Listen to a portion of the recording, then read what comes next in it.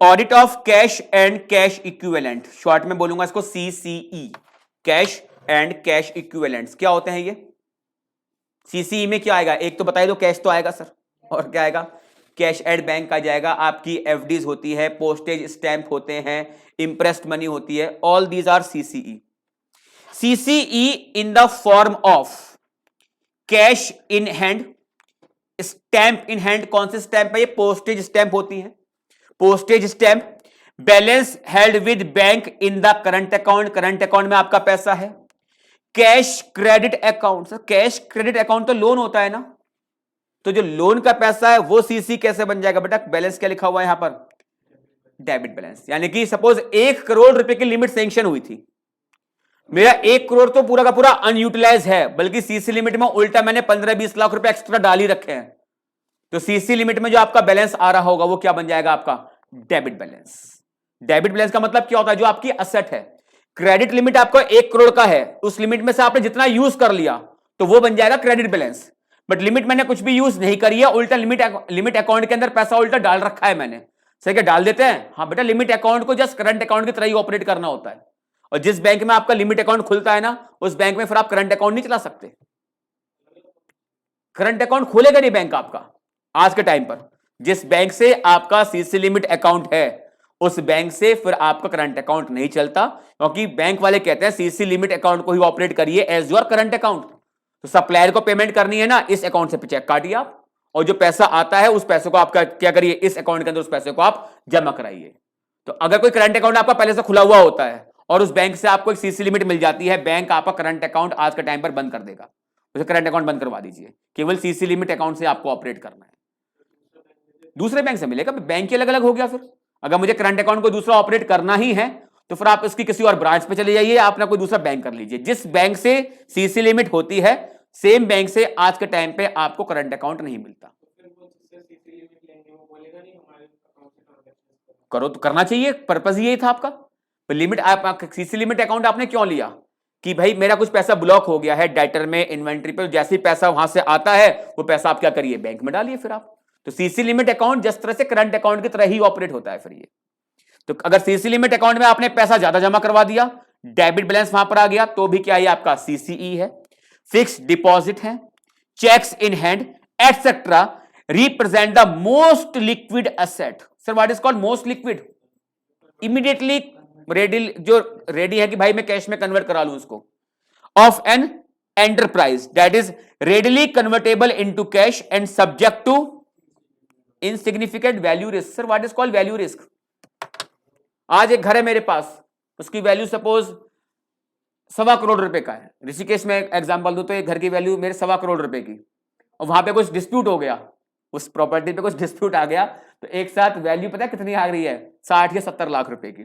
कुछ ट्रस्ट वगैरह का मामला था, है ना। तो आज के टाइम पर बस ये है कि कोई अगर ये ऑफर करे कि उस टाइम पे जब 1.25 करोड़ का था और ऑफर आ रहे थे लेने के लिए, तो मैंने कहा नहीं यार 2 करोड़ के आसपास का होगा तब निकालेंगे इसको, ठीक है ना। और आज मैं सोच रहा हूं कि यार 1 करोड़ का निकल जाए या कोई 90 लाख रुपए भी दे दे तो मैं इमीडिएटली इस प्रॉपर्टी को निकाल दूं।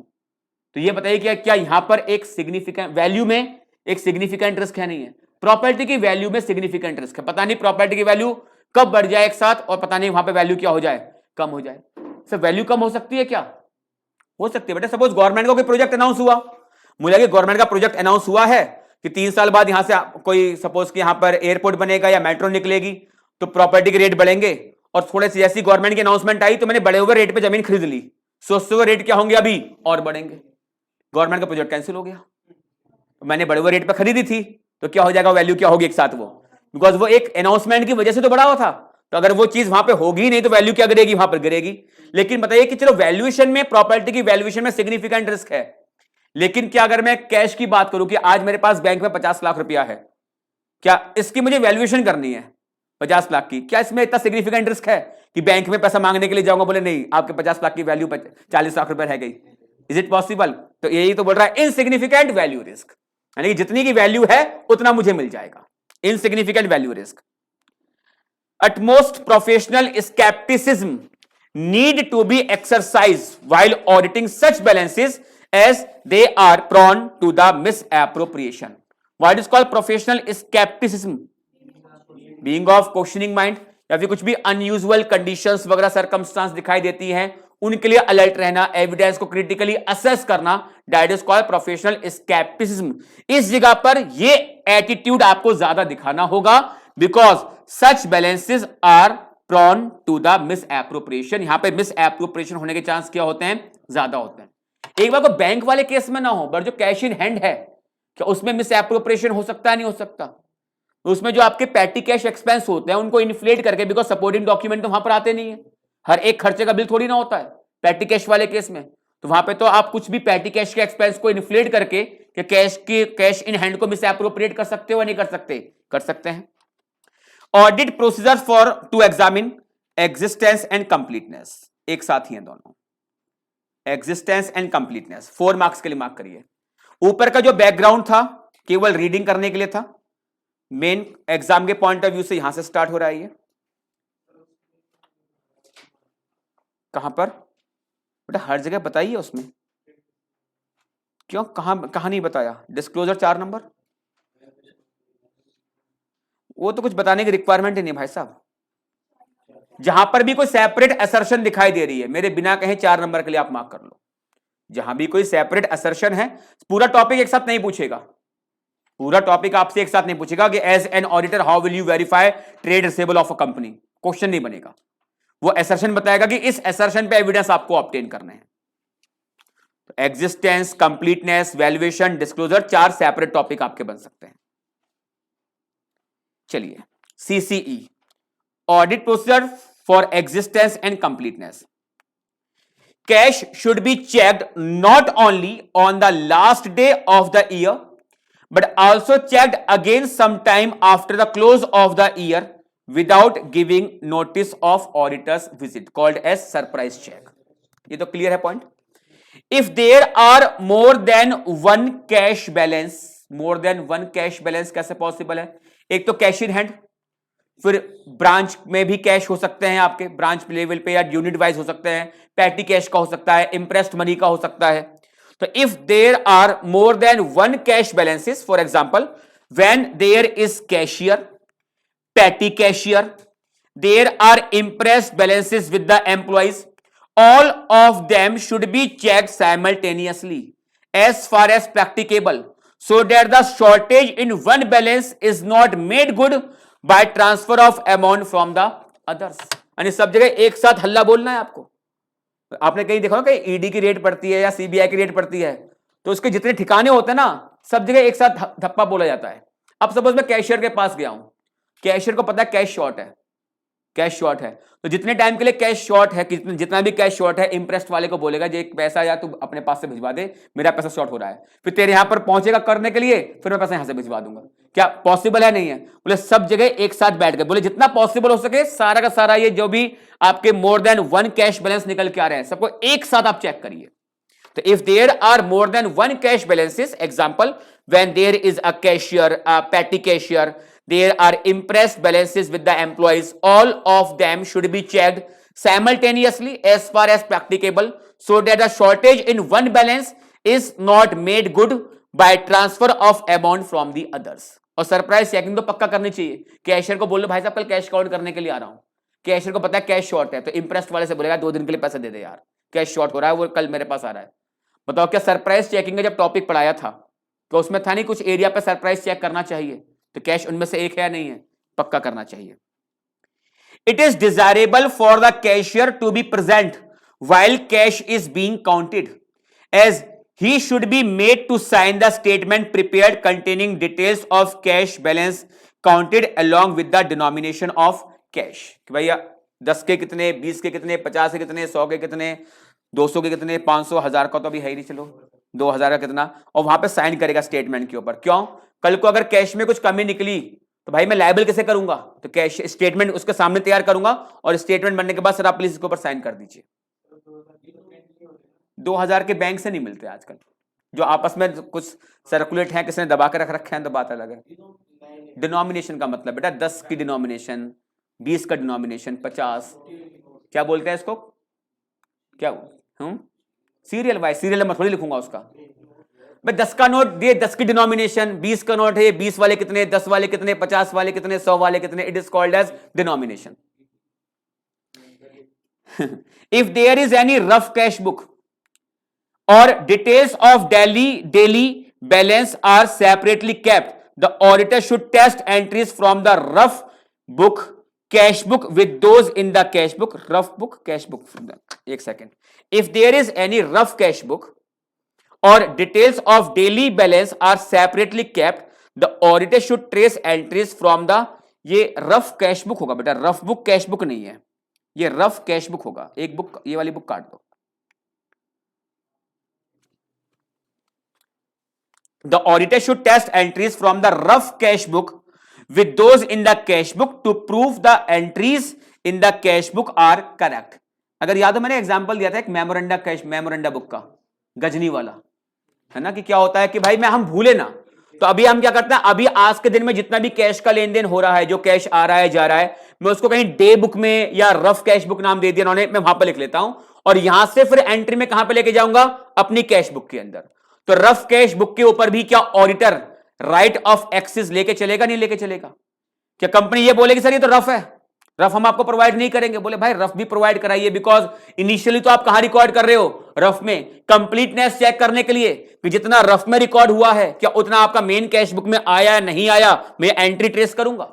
तो if there is any rough cash book और details of any daily balance are separately kept, the auditor should test entries from the rough cash book with those in the cash book to prove that entries in the cash book are correct. हाँ day book होती है, मैंने को rough book ना बोले क्या बोलता हूं उनको मैं, डे बुक होती है प्रॉपर, अगर वो मेंटेन करते होंगे तो प्रॉपर होगी।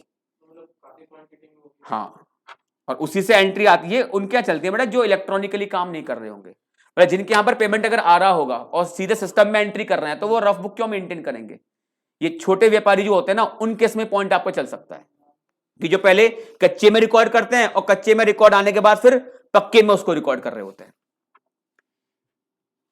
If auditor finds any slip या chit in respect of temporary advances paid to employees included as part of cash balance, he should check whether those are approved by an authorized official and recorded in the appropriate account। कि आपने कोई temporary advance दिया हुआ है employ को और उसको आप दिखा रहे हो as part of cash balance, तो चेक कर लीजिए कि जो टेम्परेरी एडवांस दिया गया था ये प्रॉपरली अप्रूव हुआ था या नहीं हुआ था। वैसे इसको क्या दिखाएंगे बुक्स के अंदर, एडवांस दिखाएंगे, कैश इन हैंड वैसे इन जनरल नहीं दिखाएंगे। अगर आपने किसी को एडवांस दिया है तो जनरली बात कर लो वो आपके कैश बैलेंस का पार्ट नहीं बनेगा। बट उसने कहा सर मुझे प्लीज दे दीजिए, मैं कल वापस कर दूंगा, कल वापस कर दूंगा, तो ठीक है फ्री एंट्री कल के लिए मैं क्या रिकॉर्ड करूं? तो आपने सीधा उसको कैश इन हैंड ही रहने दिया और टेम्परेरी एडवांस आपने दे दिया। तो टेम्परेरी एडवांस चलो आपने 1 या 2 दिन के लिए दिया है, कोई ना कोई इसको अप्रूव करेगा नहीं करेगा? अप्रूव तो करेगा। अब सपोज कि 31 मार्च को टेम्परेरी एडवांस ले लिया, 31 मार्च को कहा कि सर 2 तारीख तक ये पैसा कंपनी में वापस कर देंगे, तो 31 मार्च को आपने इसको क्या दिखा रखा है, कैश इन हैंड में दिखा रखा है। पैसा किसके पास है जी, स्टाफ के पास है। तो उस केस में चेक करूंगा कि क्या वास्तव में है भी या नहीं है, और अगर गया हुआ है तो वास्तव में एप्रोप्रिएट पर्सन ने इसको ऑथराइज करा हुआ भी था या नहीं करा हुआ था। द ऑडिटर एम्प्लॉय से भी करूंगा और जिसने ऑथराइज करा उससे भी पूछूंगा, दोनों के स्टेटमेंट को मैच करूंगा। काम तो बेटा बहुत करना होता है ऑडिट के अंदर। रिजोल्यूशन पास नहीं होगा कोई, नॉर्मल है। और बड़ी कंपनी होगी तो भाई साहब ऐसा कैश लिया नहीं जाता, एडवांस सैलरी हो जाएगी फिर ना, फिर वो ठीक है एडवांस की रिक्वायरमेंट है ना, ले लो, सैलरी में एडजस्ट हो जाएगा फिर वो आपकी। The auditor needs to obtain BRS from all bank accounts maintain by the entity as at the reporting period. आपको BRS कॉल करना है। BRS क्या होता है, एज एट बनता है या फॉर द पीरियड? BRS हमेशा एज एट होता है। भाई आप 2 अकाउंट बैलेंस रिकंसाइल कर रहे हो तो अकाउंट बैलेंस जो होता है वो किसी एक डेट पे ही होगा, किसी एक डेट पे ही होगा। तो वो क्या हो सकता है, जनरली बात कर ले तो BRS जो कंपनीज बनाती हैं वो मंथली एंड में बनाती हैं। तो 1 साल के अकाउंट बैलेंस को अगर रिकंसाइल करने बैठूंगा BRS बहुत लंबा निकल के आएगा। तो मंथली एंड पर आपके अकाउंट बैलेंस को रिकंसाइल करते हैं। तो ये इसने कहा the auditor needs to obtain BRS for all bank account maintain by the entity as at the reporting period. 31 मार्च तक आपने जितने भी BRS बनाए हैं वो BRS मांगिए इनसे। आप कितने होंगे, अगर एक बैंक से ही आप ऑपरेट करते हो तो 12 BRS आपको मिल जाएंगे। 3 या 4 बैंक से आप ऑपरेट कर रहे हो तो उतने से आप मल्टीप्लाई करते हो चलिए मंथली एंड पर BRS बनते हैं। The auditor should ensure that BRS is signed by the authorised personal, जिसने बीआरएस बनाया है वहां पे उसके साइन होने चाहिए, so that he is able to assign responsibility in case of any error. Verification of BRS shall entail the following. वैसे question के चांस कम है, फिर भी 3 नंबर के लिए मार्क कर लीजिए कि बीआरएस आप चेक कर रहे हो तो क्या क्या पॉइंट्स आप देखेंगे। अब सोचो बेटा, आपने बीआरएस कभी पहली बार कब पढ़ा था? 11th में या फाउंडेशन में शायद पढ़ा होगा। फाउंडेशन में। बीआरएस में क्या होता है कि आपका बैलेंस, कैश बुक का जो बैंक कॉलम होता है उसको आप रिकंसाइल करते हो किसके साथ? पासबुक के यानी बैंक स्टेटमेंट के साथ। पहले तो मैं दोनों बैलेंस देख लूंगा। अब डिफरेंस के कारण क्या क्या हो सकते हैं? 36 तरह के कारण हो सकते हैं। इन्होंने 3 हेडिंग में इन्होंने उन कारणों को डिफाइन कर रखा है। Check issued but not presented for payment. What is called check issued? कि मैंने चेक काट के दिया, जब मैं चेक काट के दूंगा तो पैसा मैंने अपने हाथों कम कर लिया, बट मेरे अकाउंट से पैसा कटा ही नहीं है। वो 31 मार्च तक अभी 3 महीने पूरे नहीं हुए थे, स्टेल चेक नहीं हुआ था, ठीक है, उसका पेमेंट वो अप्रैल में ले रहा होगा, तो मेरे यहां से तो कैशियर बैंक क्या आएगा? कम आएगा ना। तो उस केस में ये चीज आपकी बीआरएस में आएंगी। या मेरे पास पैसा आज आ गया था 28 मार्च को या 29 मार्च को, मैंने अपने यहां पर कैशियर बैंक रिकॉर्ड कर लिया और बैंक में लगा दिया कलेक्शन के पर्पस के लिए, बट 31 मार्च तक ये पैसा मेरे अकाउंट के अंदर क्रेडिट नहीं हुआ था। Check send to bank for collection but not credited in the account. या फिर मेरे अकाउंट में से कुछ बैंक चार्जेस काट लिए गए, या मेरे अकाउंट में कुछ बैंक का इंटरेस्ट करा गया था क्रेडिट। ये 3 हेडिंग में इन्होंने क्लासिफाई कर रखा है। तो verification of BRS shall entail the following. First one is telling the balance as per bank book to the bank statement. Okay, आपने इन दोनों ही बैलेंस को रिकंसाइल करा होगा। तो देखिए बैंक बुक का बैलेंस क्या आ रहा है बीआरएस के अंदर, और बैंक स्टेटमेंट के अकॉर्डिंग बीआरएस में क्या बैलेंस आपने उठाया है। ओके, बीआरएस में 2 बैलेंस है, तो जो कैश बुक का बैलेंस होगा उसको कैश बैंक बुक के साथ मैच करिए। बैंक बुक का मतलब क्या है यहां पर? ये cash book bank column, cash book का बैंक कॉलम। हाँ, किसमें? हाँ, पूरा बीआरएस होगा। इन्होंने बीआरएस के चेक कर रहे हैं, 3 हेड में क्लासिफाई करा हुआ है। तो हेड नीचे आएंगे। पहले तो कहा कि भाई ये जो बीआरएस में दोनों बैलेंस आ रहे हैं कंसर्न रिकॉर्ड से क्रॉस वेरीफाई करो। बीआरएस में आप बोल रहे हो कैश एट बैंक कितना, ठीक है, तो बैंक स्टेटमेंट से वेरीफाई करिए। बीआरएस में आप बोल रहे हो कि कैश बुक का बैंक कॉलम क्या बोल रहा है, इसको आप कैश बुक या बैंक बुक से वेरीफाई करिए। Now checking for all material reconciling item included under check issued but not presented for payment. Checking all material reconciling item check deposited but not credited by bank. और यहां पर ना study material में गलती है, यहां पर नोट लिखना भूल गया स्टडी मटेरियल में। Check issued but presented for payment, ये सेंटेंस लिखा हुआ स्टडी मटेरियल के अंदर, तो वो एक कह सकते हो कि टाइपिंग मिस्टेक या ड्राफ्टिंग मिस्टेक है। स्टडी मटेरियल की नोट लगाना भूल गए थे। अगर चेक इश्यू कराया और पेमेंट के लिए प्रेजेंट भी हो गया, कभी भी डिफरेंस का कारण तो हो ही नहीं सकता ना। भाई मैंने चेक काटा और पेमेंट वहां से नहीं हुई है तो बीआरएस में आएगा। मैंने चेक काटा और 31 मार्च तक पेमेंट भी हो गया तो बीआरएस के अंदर थोड़ी आएगा फ्री है। Checking of all material reconciling item included check deposited but not credited by bank, यानी check sent to bank for collection but not collected. Now third one is checking of all material reconciling item included under amount or charges debited or credited by bank but not accounted for। कहां पर? Cash book के अंदर। Bank charges केवल debit हुए हैं किसके अंदर? Bank statement के अंदर। या अमाउंट क्रेडिट हुआ है केवल बैंक स्टेटमेंट के अंदर, कॉरेस्पॉन्डिंग एंट्री मुझे कैश बुक में देखने को नहीं मिली थी, वो बीआरएस में आपका आएगा। A significant and important audit activity is to contact bank or FI directly and ask them to confirm the amount held in account. It is called external confirmation. क्या होता होगा? बिल्कुल होता होगा। हाँ, उसमें भी बताएगा कि नेट बैंकिंग अगर चल है और अगर कंफर्मेशन आपके लिए पॉसिबल नहीं कि आप बैंक में जाओ तो नेट बैंकिंग के जरिए भी आप कर सकते हो। बैंक में जाने की रिक्वायरमेंट नहीं है, ले सकते हो, जजमेंट है आपका। जाओ तो आप बैंक में वेरीफाई करके आइए, बिकॉज एफडीज को मैं चाहता हूं कि बैंक में जाके वेरीफाई हो। सीसीई के अंदर केवल कैशियर्ड बैंक थोड़ी है, सीसीई के अंदर एफडीज भी तो आते हैं। तो क्या एफडी वाले केस में मुझे बैंक में जाके एफडी वेरीफाई करनी चाहिए? नहीं। अगर लगता है कि करंट अकाउंट का है मामला, केवल सीसी लिमिट का है, तो स्टेटमेंट भी रिलायबल है मेरे लिए। स्टेटमेंट लगता है कि डॉक्टर है, कुछ छेड़खानी की गई है इसके अंदर, तो ठीक है मैं एक काम कर लेता हूं, मेरे सामने तुम लॉग इन कर लो एक बार, ठीक है, जब तुम पासवर्ड एंट्री करोगे मैं कहीं और देख लूंगा। ठीक है, उसके बाद भी यार आज तो ओटीपी के बिना एंट्री नहीं होती, चलो तो उसके बाद मैं वहां पे क्रॉस वेरीफाई कर लूंगा, बट एफडी को सिस्टम पे नहीं, एफडी बैंक में जाके। The company should be asked to investigate and reconcile the discrepancies if any, including seeking written explanation clarification from bank और एफआई ऑन अनरिजॉल्व्ड क्वेरी। मतलब company कह रही है सर हमने चेक काट के दिया था पेमेंट, या cheque send to bank for collection, कि हमें चेक मिला था, हमने इसलिए अकाउंट बैलेंस अपना बढ़ा रखा है, बट अकाउंट में पैसा नहीं आया। बैंक कह रहा है कि सॉरी सर ऐसा कोई चेक हमारे पास आपका आया ही नहीं है कलेक्शन के पर्पस के लिए। तो जो चेक इश्यू हुए लेकिन 31 मार्च तक पैसा अकाउंट में नहीं आया था, लेकिन ऐसा भी तो नहीं होगा ना कि पैसा 4-5 दिन बाद या 10 दिन के बाद भी ना दिखाई दे। सपोज मैं आपकी ऑडिट कर रहा हूं ये वाली कि अप्रैल का एंड आ गया, 31 मार्च को आपका बीआरएस ये कह रहा है कि cheque send to bank for collection but not collected. आपने 29 मार्च या 30 मार्च 31 मार्च को क्लियरिंग के लिए चेक लगाया हुआ था। आज लगभग जनवरी बोल रहा हूं, अप्रैल का एंड आ गया, अप्रैल का एंड आया, अभी तक कलेक्शन ही नहीं हुआ। अब चेक को क्लियर होने में क्या 1 महीना लगेगा? चेक को क्लियर होने में कितना टाइम लगेगा? सेम बैंक का होता है भाई साहब, सेम डे क्लियर होता है, और दूसरे बैंक का होता है जो 2 से 3 दिन में क्लियरिंग आपकी हो जाती है यहां पर, बट 1 महीना होने को आ गया है। तो बताओ क्या इस मामले में मुझे बातचीत करनी होगी नहीं करनी होगी? ये क्या है? एक अनरिजॉल्व्ड क्वेरी। तो the company should be asked to investigate and reconcile the discrepancies if any, including seeking written explanation clarification from the bank or FI on unresolved queries. The auditor should emphasize for confirmation of 100% of bank account balances.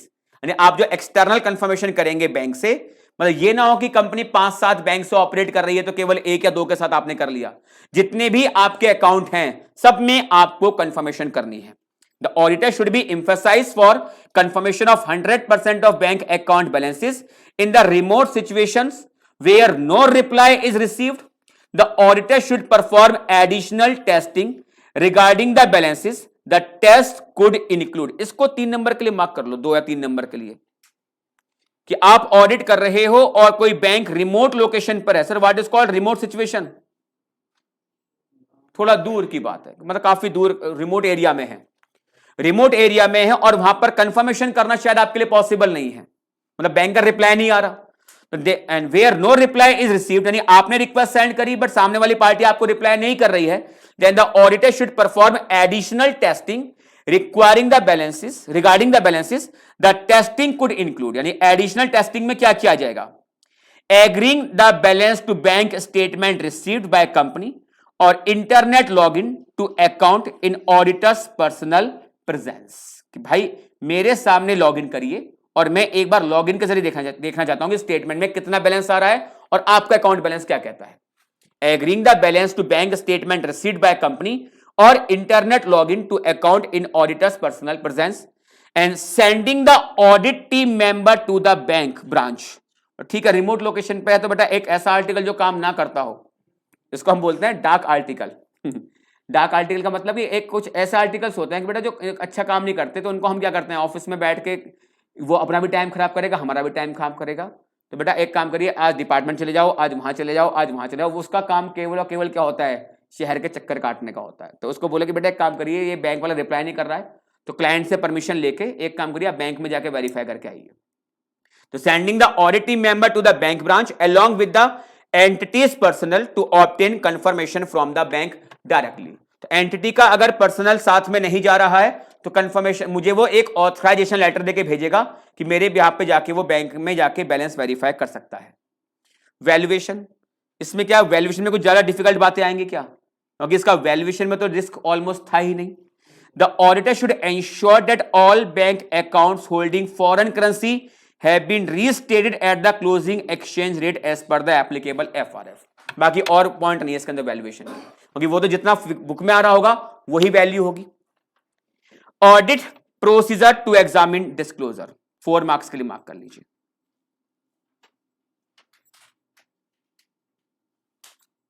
चार number, ensure whether following disclosure as required under schedule 3rd part 1 to Companies Act 2013 have been made। CCE का disclosure है ये आपका। CCE shall be classified as balance with bank, cheque draft on hand, cash in hand and other specify the nature. जैसे postage stamp की हम बात कर रहे थे, वो क्या हो गया आपका others. Year marked balances with bank should be separately stated. What is called year marked balance? Escrow account होता है। एस्क्रो अकाउंट किस पर्पस के लिए होता है? जिस पर्पस के लिए वहां पैसा गया है, केवल उसी पर्पस के लिए पैसा यूज हो सकता है। जैसे जब आप डिविडेंड डिक्लेयर करते हो, तो डिविडेंड डिक्लेयर होने के 5 दिनों के अंदर ये पैसा आपको एक सेपरेट बैंक अकाउंट में करना होता है क्रेडिट। तो 31 मार्च को आपके जितने भी ऐसे अकाउंट थे जिसमें पैसा पड़ा हुआ था, पर उसमें जिस स्पेसिफिक पर्पस के लिए फंड ट्रांसफर हो रखे थे, वो आपको बताने हैं। Earmarked balances with bank shall be separately stated. Balances with bank to the extent held as margin money और security against borrowing guarantee, other commitment shall be disclose separately. Bank ने मेरे ब्याह पर कहीं पर 10 करोड़ रुपए की गारंटी दी है, बट बैंक की कंडीशन थी कि भाई आपको 5% का या 2% का एक मार्जिन मनी बैंक में रखवाना पड़ेगा। 10 करोड़ की मैं आपकी गारंटी दूंगा, बट 5% का मार्जिन मनी आपको बैंक में डिपॉजिट करना होगा। तो 10 करोड़ का 5% कितना हो गया? 50 लाख। यह आपको बैंक में जमा करवाना होगा एज मार्जिन मनी। बैंक की रिक्वायरमेंट थी, मुझे 10 करोड़ रुपए की गारंटी चाहिए बैंक से, तो मैंने 50 लाख रुपए बैंक में रखवा दिए। ये मेरा मार्जिन मनी है, ये डिस्क्लोज करना है सेपरेटली। तो balances with bank to the extent held as margin money और security against borrowing guarantee, other commitment shall be disclose separately. Repatriation restriction, if any, in respect of cash and bank balance shall be separately stated.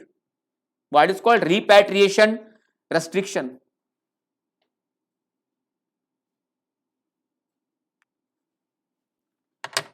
Repatriation restriction नहीं पता? What is called repatriation? नहीं पता। Restriction तो पता है sir हमें। मेरा पैसा विदेश में है, मेरा पैसा विदेश में है, बट किसी कारणवश वो पैसा इंडिया के अंदर अभी नहीं आ सकता। वो पैसा अभी इंडिया के अंदर मैं लेके नहीं आ सकता। कई सारी कंडीशंस लग जाती है। अगर मैं कोई अपनी असेट, मेरी कंपनी का असेट है, बाहर सेल करी है, एक लिमिट से ऊपर की सेल हो जाती है, कुछ टाइम का लग जाता है होल्डिंग पीरियड, कितने टाइम के बाद ये पैसा आप इंडिया में रेमिट कर पाएंगे। तो अगर कोई ऐसा पैसा है आपका जिसके ऊपर कोई रिपैट्रिएशन रेस्ट्रिक्शन लगी हुई है, यानी पैसा तो आपका ही है, बट फॉर अ टाइमिंग अभी आपके पास नहीं आ सकता, तो उस पैसे के ऊपर क्या लगी हुई है? एक रिपैट्रिएशन रेस्ट्रिक्शन वहां पे लगी हुई है। तो अगर आपके किसी सीसीई के ऊपर, कैश एंड कैश इक्विवेलेंट के ऊपर किसी तरीके का रिपैट्रिएशन रेस्ट्रिक्शन है, तो उसका अमाउंट आपको सेपरेटली डिस्क्लोज करना पड़ेगा।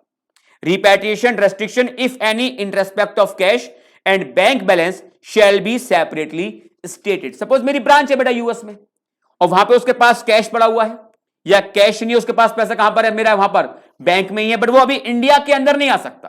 कारण कुछ भी हो सकता है, बिकॉज उस पैसे के ऊपर क्या लगी हुई है? एक रेस्ट्रिक्शन लगी हुई है। तो जब पैसे के ट्रांसफर के ऊपर रेस्ट्रिक्शन लग रही है, that is called as repatriation restriction. If any in respect of cash and bank balance should be separately stated. And bank deposit, FD है आपकी, for more than 12 month maturity shall be disclose separately. जिनका maturity period 12 महीने से ज्यादा का है, वो आपको सेपरेटली डिस्क्लोज करना पड़ेगा। क्लियर?